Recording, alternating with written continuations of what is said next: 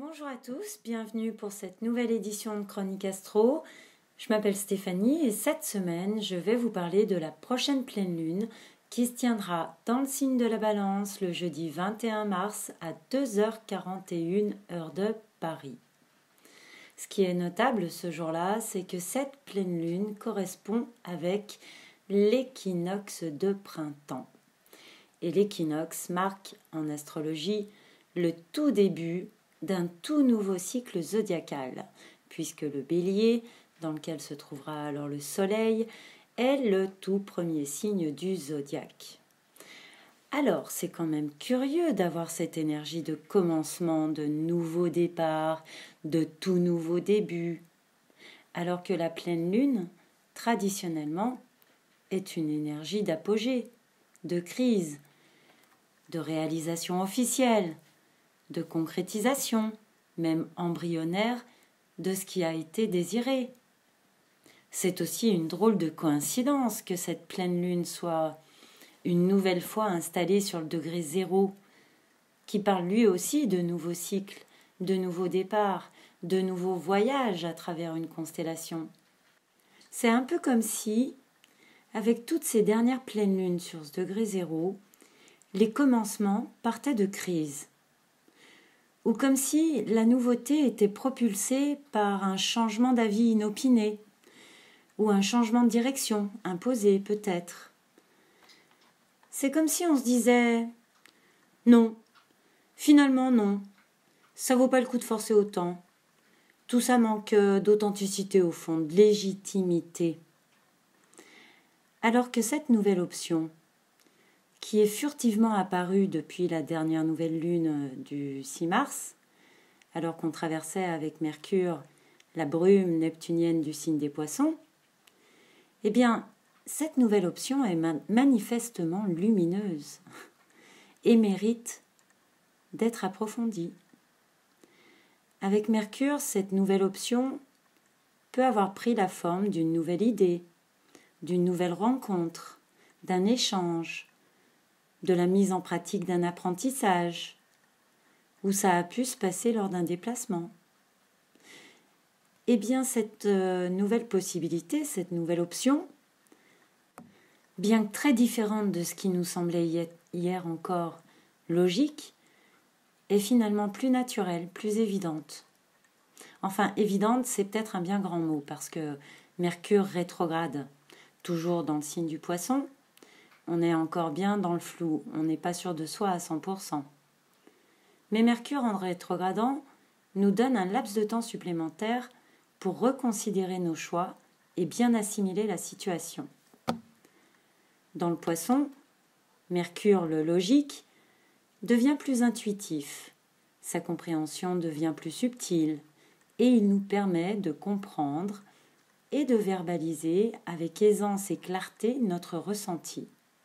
C'est une période très intéressante pour examiner nos émotions, pour entamer, pourquoi pas, un travail sur soi, ou pour créer une œuvre lyrique ou littéraire, pour écrire, pour chanter, pour se livrer à une activité neptunienne.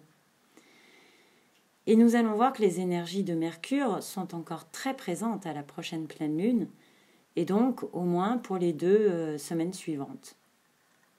De toute façon, Mercure rétrograde retient toujours notre attention. Alors, la pleine lune du 21 mars. Comme lors de toutes les pleines lunes, le Soleil, la conscience, mettra en lumière la lune, notre inconscient. Ce qui pourra être l'occasion de révélation, de prise de conscience, d'émotions fortes. Le Soleil fera son entrée à 0 degré dans le signe du Bélier. Les natifs de ce signe fêteront donc leur anniversaire dans les jours qui suivront. Alors j'en profite pour souhaiter un très joyeux anniversaire à mes chers amis Béliers et vraiment, sincèrement, merci pour votre enthousiasme contagieux. Donc le Bélier, c'est le premier signe de feu, c'est un signe masculin, donc actif, c'est un signe cardinal, apte à entreprendre, et Mars en est la planète maîtresse. Le Soleil dans ce signe porte en lui l'impulsion, l'impatience, l'audace, l'envie qui pousse à agir pour obtenir l'objet de son désir. Quant à la Lune, elle est en balance à 0 degré. La balance est le deuxième signe d'air, c'est un signe masculin et cardinal, et Vénus la gouverne. La Lune dans ce signe nous rend plus enclins à créer des liens. On prend conscience de nos limites, même si on connaît nos atouts, notamment d'équilibriste né, on reconnaît et rend honneur à la puissance d'action de l'autre. Cette pleine lune parle d'une prise de conscience concernant notre relation aux autres. On peut, de manière un peu traumatisante avec une pleine lune, réaliser que l'on a besoin de l'autre, qu'on ne peut pas se suffire à soi-même. Cette énergie nous amène à réaliser que seul, on va plus vite, mais qu'à deux, on va plus loin. Et cette prise de conscience va précéder la volonté d'entreprendre, le passage à l'acte, l'engagement dans une nouvelle voie au moment de la nouvelle lune en Bélier le 5 avril prochain. Cette pleine lune est très particulière car elle valorise d'une part les deux symboles masculins, le Soleil et Mars, et d'autre part les deux symboles féminins, la Lune et Vénus. Et cette stimulation, cette émulation des pôles, plus et moins, va créer un terrain des plus propices à toute genèse, à toute création, à toute naissance. On sera baigné d'énergie de nativité, comme toujours à cette période de l'année en fait. Le printemps, et je ne vous apprends rien, correspond à la sève qui monte, à cette force vitale qui irrésistiblement jaillit en nous et en toute chose. Mais puisqu'on fait le parallèle entre le Soleil et Mars, regardons comment Mars influence le Soleil, puisqu'il est quand même le maître du Bélier. Et même si le Soleil est plus puissant, en entrant chez Mars, il l'écoute quand même. Mars est en Taureau. Sa préoccupation du moment est matérielle, terrestre. Il veut activement se poser, s'ancrer. Alors le Soleil immiscera en nous cette volonté de nous stabiliser aussi, puisqu'indirectement il soutient Mars. Par contre, la planète maîtresse de la Balance, Vénus, elle est en Verseau, dans un autre signe d'air. Alors si en effet elle reconnaît volontiers avoir besoin des autres, elle n'est pas du tout d'accord pour se stabiliser à n'importe quel prix. Elle tient à conserver, au moins jusqu'à la fin du mois, avant de passer en Poisson, elle tient à conserver son indépendance, ses amis, ses projets, sa liberté de se lier à qui elle veut, et notamment à ce que Mercure a pu révéler de nouveau depuis le 6 mars dernier. Vénus ne compte pas se laisser emprisonner au nom de je ne sais quelle pseudo-urgence bassement matérialiste. De toute façon, la terre et l'air ne font pas bon ménage. Et toute cette poussière de terre brûlée par Mars étouffe littéralement notre Vénus qui forme un carré parfait à Mars, puisque Vénus est à 23 degrés dans le Verseau et Mars à 23 degrés dans le Taureau.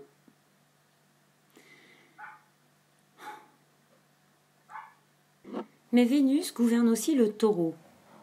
C'est vrai, c'est ambigu, elle joue sur tous les tableaux, mais c'est ce qui fait son charme finalement.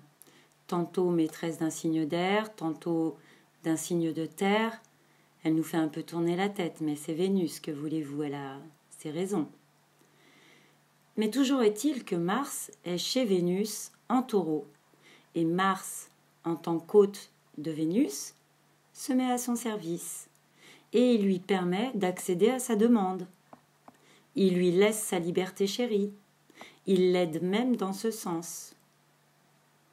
Mais c'est pas suffisant pour Vénus. Certes, il est coopératif du fait qu'il est en visite chez elle, mais du coup, elle abuse un peu de sa position avantageuse et en Verseau, rien ne la stimule plus que l'originalité. Elle veut de l'inédit, de l'extraordinaire. Alors Mars s'exécute. Il sort le grand jeu. Et alors là, attention mesdames et messieurs, dans un instant, ça va commencer. Notre Mars, tel un paon, va déployer ses plus belles couleurs pour séduire Vénus, qui lui résistera de plus belle avec ce carré parfait. Et ça pourrait le rendre fou, parce que Mars est un peu basique, plus elle lui résiste, plus elle est libre, et plus il la veut. Le challenge, c'est un peu, c'est sa force, mais c'est aussi sa petite faiblesse. On ne peut pas lui en vouloir à lui non plus. C'est comme ça qu'on l'aime. Mais l'histoire se répète ainsi depuis la nuit des temps. Au printemps, les hormones au taquet, le paon réalise sa plus belle danse nuptiale pour conquérir sa belle. Mars agit par instinct, c'est impulsionnel, mais attention, Vénus le pousse à la faute. Elle est dans le Verseau, elle est donc vraiment détachée, elle tient vraiment à rester libre. Mais si elle continue à le repousser ou à saboter ses initiatives, il finira par lâcher l'affaire et la repoussera, quitte à le regretter. Attention, rien n'est acquis. Mais bon, le magnétisme qui relie ces deux astres est quand même plus puissant que jamais, vu l'exactitude du carré, ce jour de pleine lune, ce qui est en soi très significatif. Et l'attirance, non, plutôt la promesse d'une entente des plus harmonieuses entre les deux, mérite que Mars fasse preuve d'un peu de self-control et qu'il attende patiemment que sa belle finisse sa crise d'émancipation. Mais ça peut aussi lui servir à lui-même pour se décider vraiment, pour être au clair avec ses propres désirs profonds. Dans tous les cas, il est parfois nécessaire de respecter certains délais. C'est comme ça. On ne peut pas brûler les étapes. Mais là où l'astrologie prévisionnelle est intéressante, c'est qu'elle nous dit que tout n'est qu'une histoire de cycle. On connaît la suite. Après le carré, Vénus et Mars formeront un sextile. Ils se mettront d'accord. Ça se passera d'ailleurs autour du 14 mai. Et ensuite viendra la conjonction, autour du 24 août. Et là, le 24 août, enfin 2 jours avant, 2 jours après, quelques jours avant, quelques jours après, les nuits seront chaudes et non pas seulement du fait de la saison. Et à ce moment de la conjonction Vénus-Mars, le Soleil sera aussi de la partie puisqu'il sera encore dans son signe du Lion, enfin surtout quelques jours avant que cette conjonction soit activée. Et du coup, un accord sera trouvé en pleine conscience, puisque le Soleil, c'est la conscience, donc. Mais ne partons pas si loin, restons sur notre pleine lune du 21 mars. La lune est en balance, en opposition au Soleil en bélier. Et Vénus, en Verseau, forme un carré à Mars en taureau. Bien sûr, tout le monde n'est pas concerné par une nouvelle idylle amoureuse, ou du moins, toute nouvelle idylle ne concerne pas la vie sentimentale. On peut tout à fait s'enthousiasmer pour un nouveau travail. Vous voyez, j'ai même du mal à le dire, mais si, il paraît que c'est possible. Si, c'est possible. On peut s'enthousiasmer pour tout autre projet, un déménagement, un régime, une acquisition immobilière, des travaux d'amélioration de notre habitat, que sais-je. N'oublions pas que Vénus régit aussi les finances, l'alimentation, l'agriculture, le bien-être, l'esthétisme, la construction, l'immobilier. Et cette liste n'est pas limitative. Tout dépend de ce que cette configuration va activer dans le thème de chacun. Mais ça, je ne peux pas le savoir. Il faut consulter un professionnel ou acquérir les connaissances pour y arriver soi-même. Quand on observe la carte du ciel de ce 21 mars, on remarque que les aspects dessinent presque un cerf-volant. Presque, car l'opposition Lune-Soleil n'est pas exactement dans l'axe des trigones et des sextiles. C'est Mercure qui, à nouveau en conjonction avec Neptune dans le signe des Poissons, donc en signe d'eau, qui reçoivent ensemble ces beaux aspects formés par les planètes en signe de terre, d'une part Saturne et Pluton en conjonction en Capricorne, et par Mars en Taureau, et la Lune au seuil du signe dont elle sort tout juste, la Vierge, un autre signe de terre. Mais là, je sens que je vous ai déjà perdu.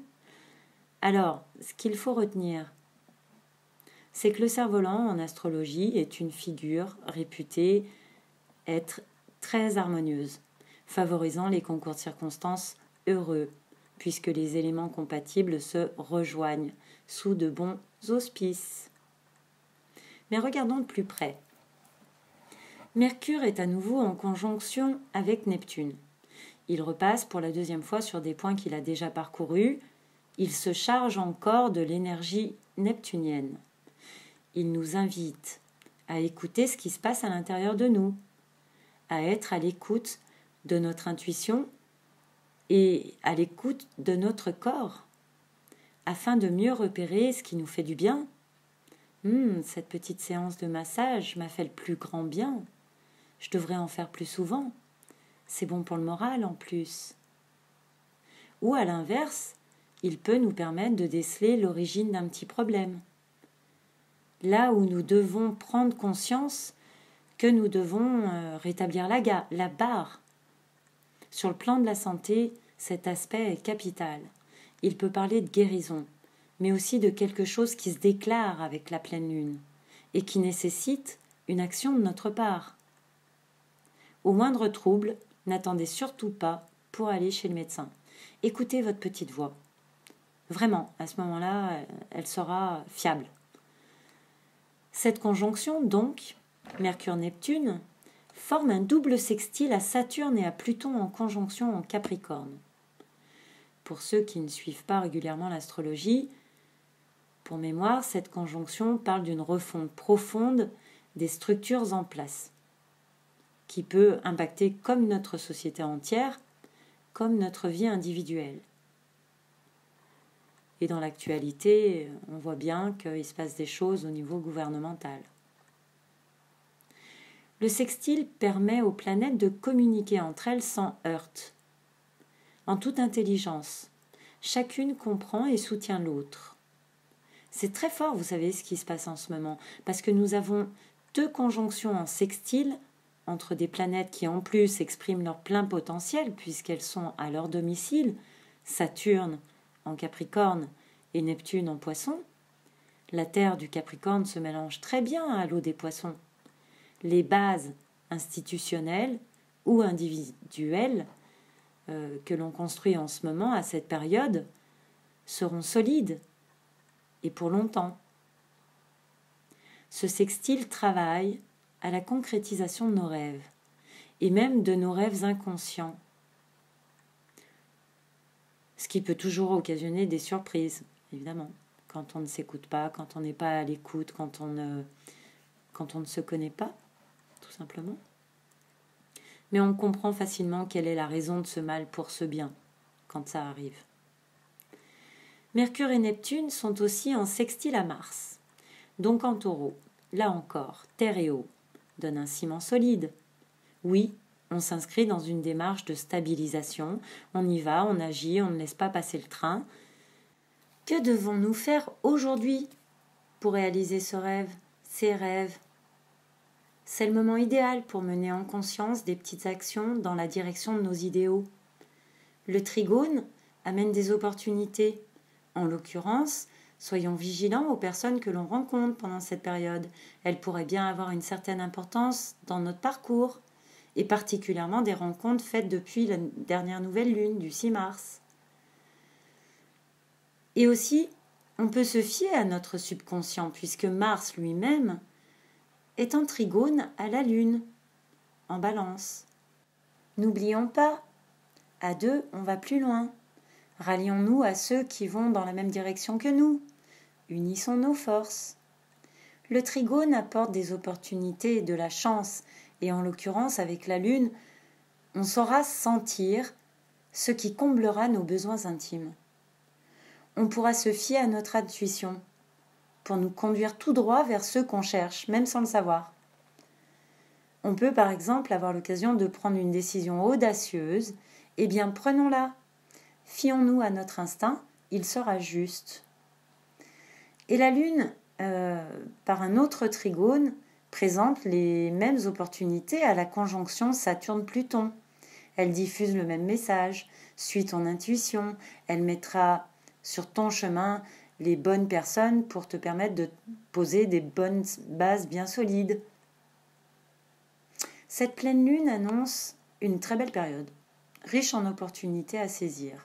Mais j'insiste, il nous est demandé de nous fier entièrement à notre instinct. D'ailleurs, Mercure en mode rétrograde nous prive un peu de sa sagacité, de sa dextérité intellectuelle habituelle. On a essayé par le passé la méthode cartésienne qui consistait à cocher des cases et à la moindre carence, allez hop, on zappait cette possibilité. Eh bien, essayons différemment à présent.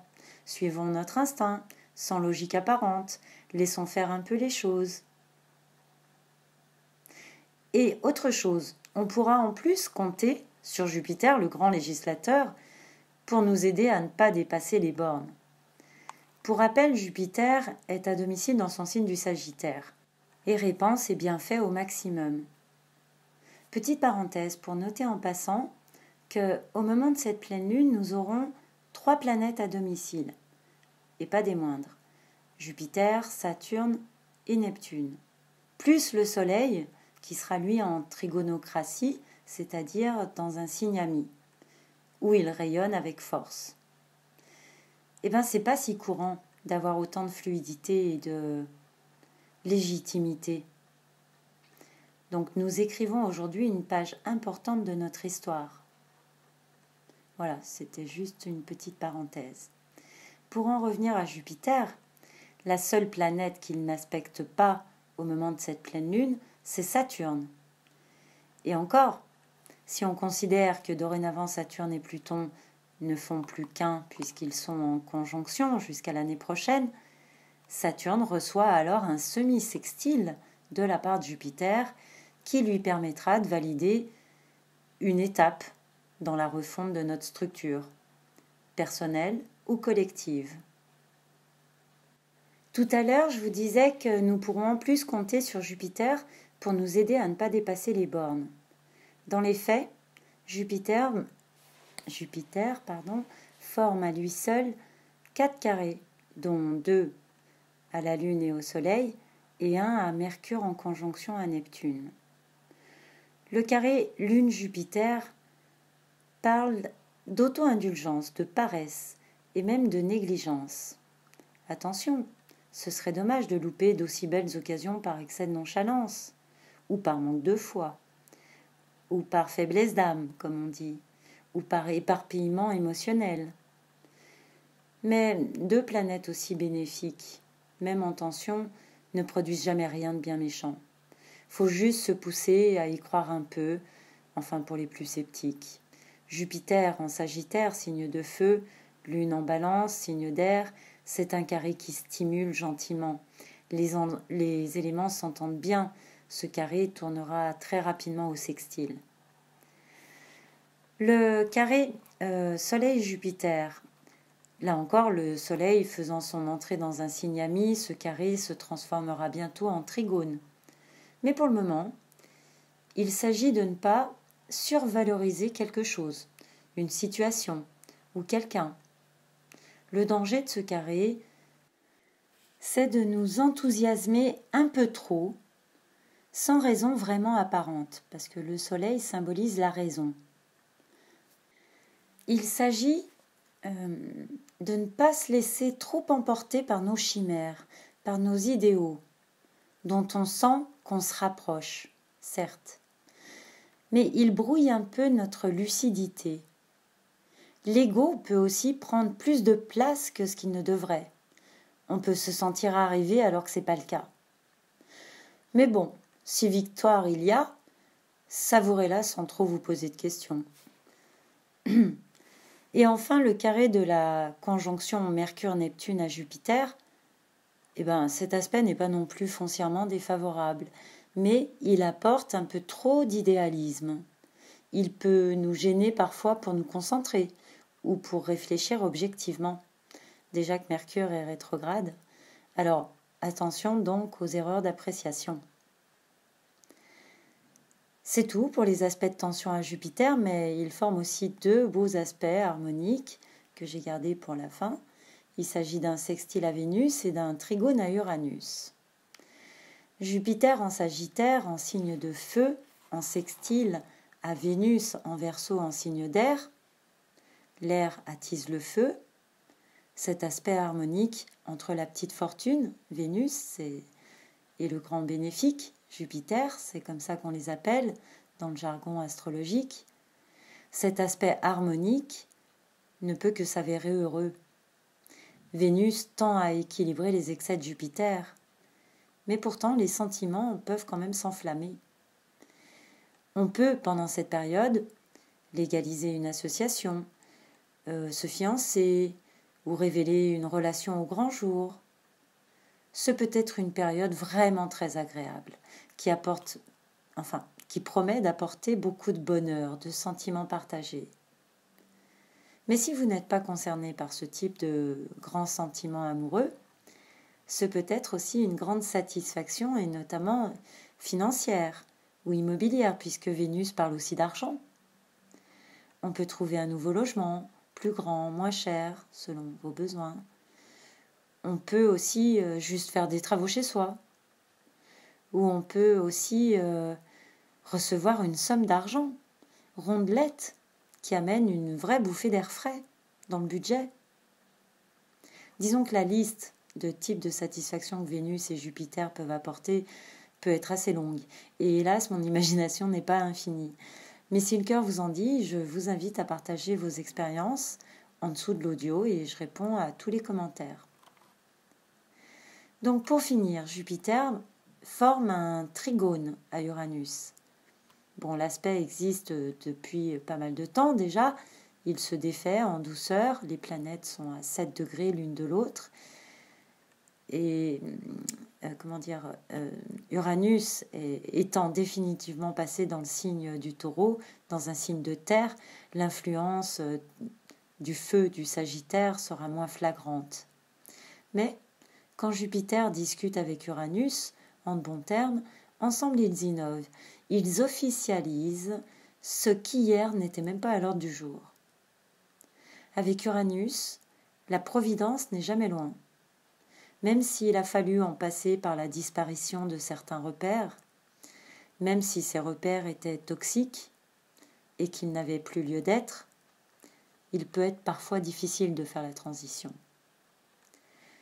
Mais Jupiter est bienveillant et il œuvre pour légitimer nos choix et entériner une bonne fois pour toutes une situation, un nouvel élan, un nouvel emploi, une rencontre, une guérison, une libération. Ce peut être un divorce d'ailleurs qui s'achève enfin. En tout cas, ce qui était n'est plus et c'est bien tant mieux. Voilà, chers auditeurs, auditrices, je vous remercie de votre écoute. Merci de liker, de partager si ça vous a plu et de vous abonner si ce n'est pas déjà fait. Chronique Astro, c'est terminé pour aujourd'hui. Je vous donne rendez-vous pour la prochaine nouvelle lune le 5 avril et d'ici là, n'oubliez pas, l'astrologie nous donne les clés. À nous de savoir les utiliser. Prenez bien soin de vous. Bye bye.